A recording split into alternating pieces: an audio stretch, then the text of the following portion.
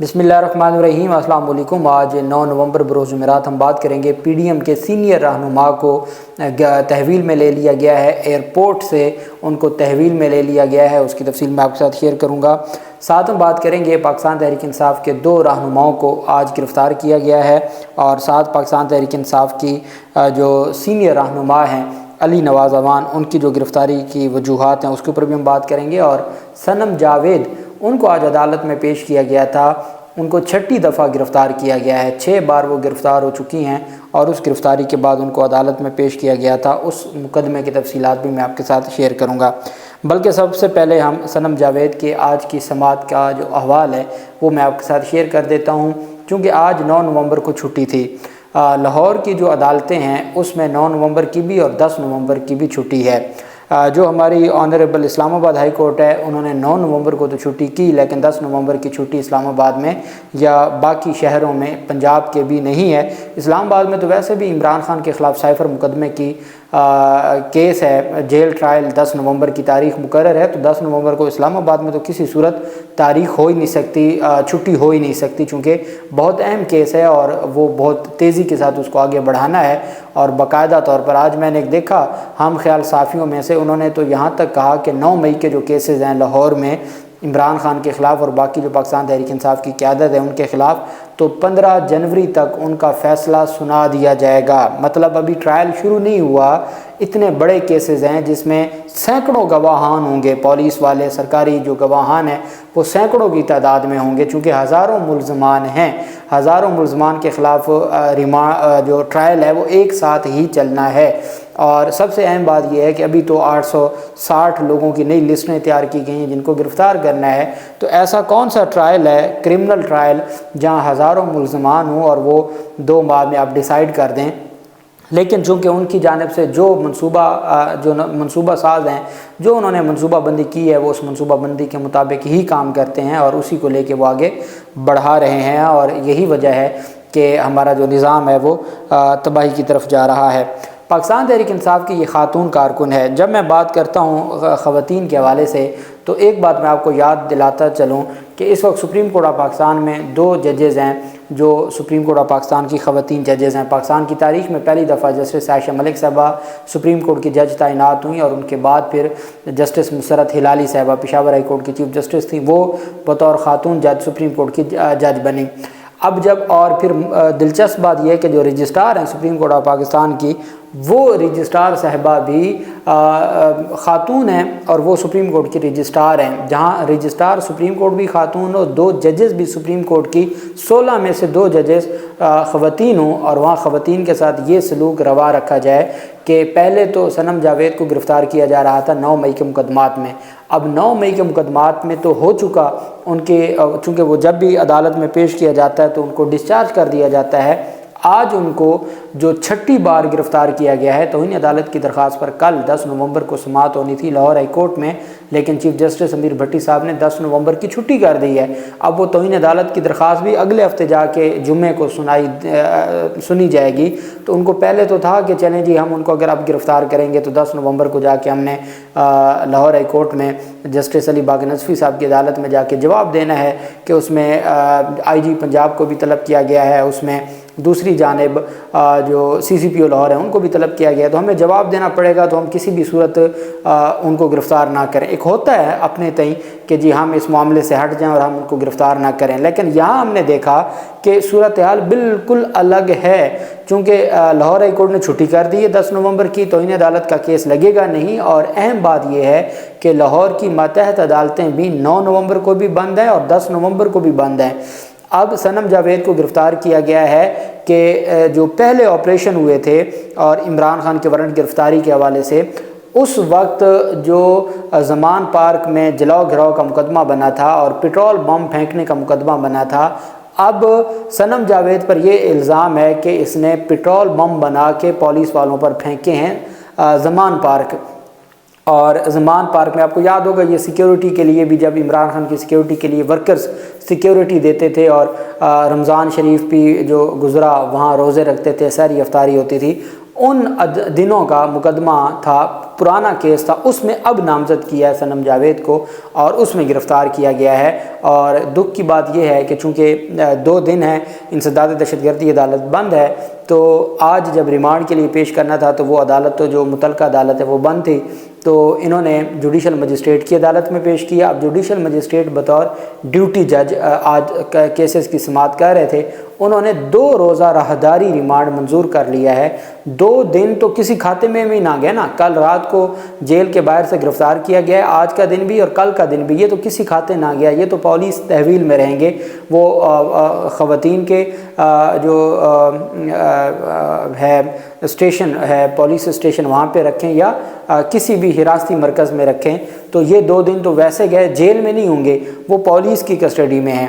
اور وہ 2 دن کے بعد پھر 11 نومبر کو جب انسداد دہشت گردی عدالت کھلے گی، 2 دن کی چھٹی کے بعد، انصاف چھٹی پہ ہے، تو اس پہ پھر ان کو پیش کیا جائے گا اور اس دن ہو سکتا ہے کہ ڈسچارج بھی کر دیا جائے آنریبل انسداد دہشت گردی عدالت کی جانب سے، چونکہ وہاں یہ 6ٹی دفعہ گرفتاری ہوگی 6ٹے مقدمے میں، اور لیکن اس سے پہلے یہ 3 دن انہوں نے ویسے حاصل کر لیے راہداری ریمانڈ کی وجہ سے، چونکہ چھٹیاں تھیں اور ہمارا جو نظام ہے وہ انصاف ہمارا چھٹیوں پہ گیا ہوا تھا، اور اس وجہ سے ان کو یہ ریلیف ملا ہے۔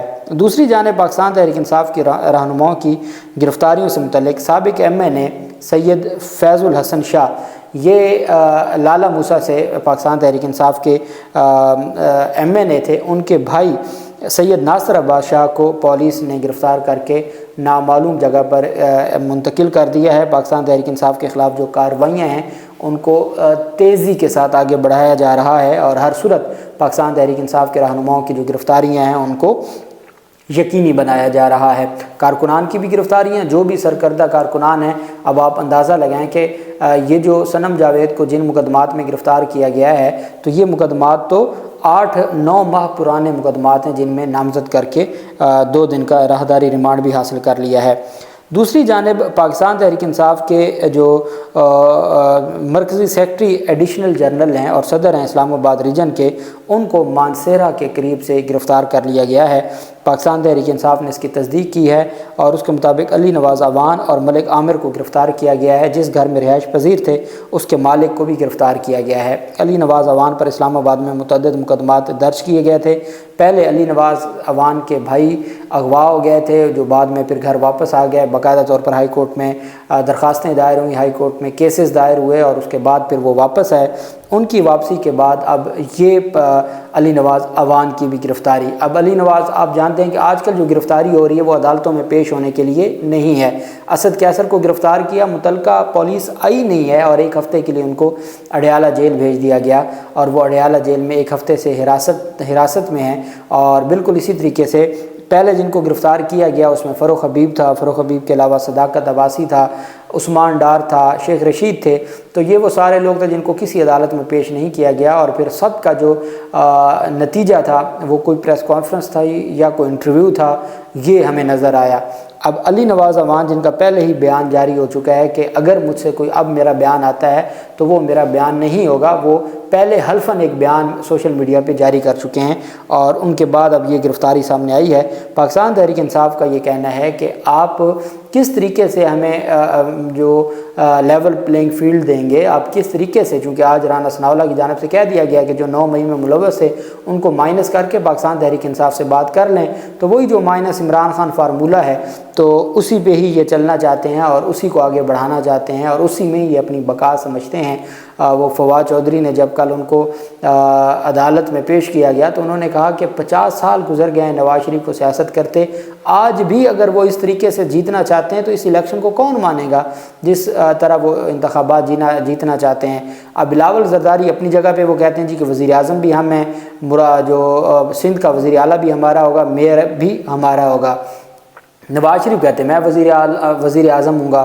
اب نواز شریف کیسے وزیر اعظم ہوں گے؟ ان کے اوپر پہلے نہلی کی تلوار ہے، وہ کیسے وزیر اعظم بن سکتے ہیں؟ تو ہمارے ملک میں کچھ بھی ہو سکتا ہے۔ جب ایک بندہ ایک بندے کو حفاظتی ضمانت دی جاتی ہے، جس مختار خاص کی بنیاد پر جن درخواستوں میں حفاظتی ضمانت دی جاتی ہے ان کو ناقابل سماعت قرار دے دیا جاتا ہے، لیکن 5 روز کی حفاظتی ضمانت دینے کے بعد، اور پھر اس کے بعد دوسرا جو پروسیکیوشن ہے اس کی انڈرٹیکنگ لینے کے بعد ہم 3 سال کے بعد اپیلیں بحال کرتے ہیں، اور اپیلیں بحال کر کے ساتھ ہی ہم سزا سسپینڈ کر دیتے ہیں۔ نگران حکومت سزا سسپینڈ کر دیتی ہے۔ ایک سزا یافتہ جس کو 14 سال اور 10 سال کی قید ہے اس کو گرفتار ہی نہیں کیا جاتا، تو پھر اس ملک میں کون سا نظام بچا جس نظام کی ہم بات کریں، یا جس نظام کے حوالے سے ہم کوئی رونا روئیں۔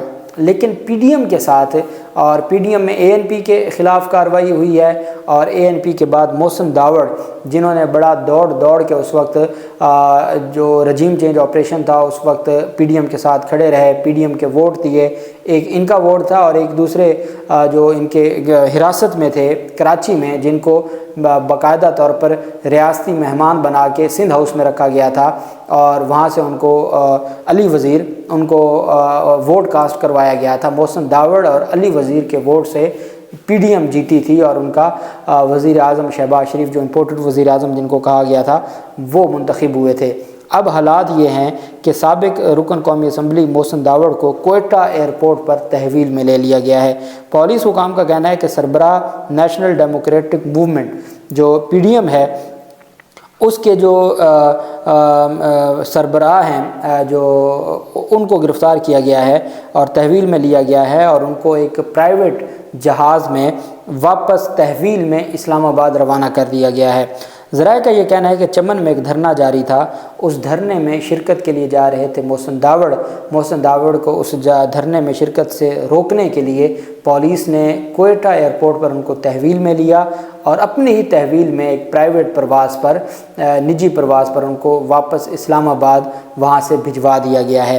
اب کیوں بھجوایا گیا ہے وہ پولیس کی جانب سے کہا جا رہا ہے کہ سیکیورٹی ایشوز ہیں، اور سیکیورٹی ایشوز کی وجہ سے ان کو وہاں سے واپس تحویل میں لے کے واپس بھیجا گیا ہے۔ اور اب محسن داوڑ کی جانب سے کیا سٹیٹمنٹ سامنے آتی ہے، لیکن یہ حقیقت ہے کہ ان کے خلاف جو کارروائیاں ہیں وہ تیز ہو رہی ہیں، اور الٹیمیٹلی جو جمہوریت ہے اور سیاست ہے جس کا گلا انہوں نے خود گھونٹا تھا وہ اب ان کے گلے پڑے گا۔ اللہ پاک پاکستان کا حامی و ناصر ہو۔ بہت شکریہ۔ اللہ حافظ۔ پاکستان زندہ باد۔